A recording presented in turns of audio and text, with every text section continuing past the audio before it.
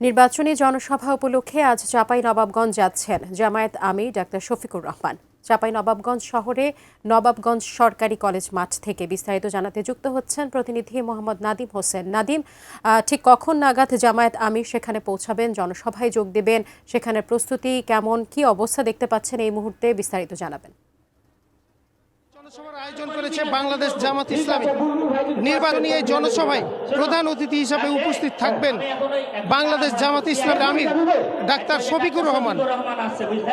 সমাবেশ বিশেষ আকর্ষণ হিসাবে বক্তব্য রাখবেন বাংলাদেশ ইসলামী ছাত্র শিবিরের কেন্দ্রীয় সভাপতি নুরুল ইসলাম সাদ্দাম। চাঁপাইনবাবগঞ্জ জেলা আমির মাওলানা আবুজার গিফারির সভাপতিত্বে অনুষ্ঠানে উপস্থিত থাকবেন জেলা 3টি আসনের জামাত মনোনীত এমপি পদপ্রার্থীরা।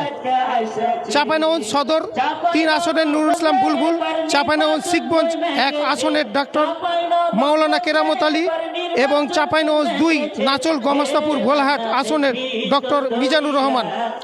নির্বাচনকে সামনে রেখে আয়োজিত এই জনসভাকে কেন্দ্র করে জেলা জুড়ে নেতাকর্মীদের মাঝে ব্যাপক উৎসাহ উদ্দীপনা বিরাজ করছে। সমাবেশ সফল করতে ইতিমধ্যে সকল প্রস্তুতি সম্পন্ন করেছে জেলা জামাত।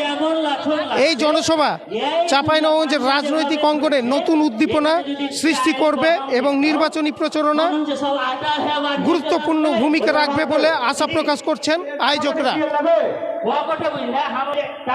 আমরা দেখেছি কি কিছুক্ষণ পরপর মিছিল নিয়ে নেতাকর্মীরা বিভিন্ন জায়গা থেকে কলেজ মাঠে ভিড় জমাচ্ছেন।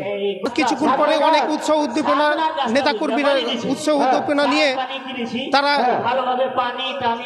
অপেক্ষা করছে কখন তাদের ডাক্তার শফিকুর রহমান আসবে। চাঁপাইনবাবগঞ্জ সরকারি কলেজ মাঠ থেকে এই ছিল আমার কাছে সর্বশেষ।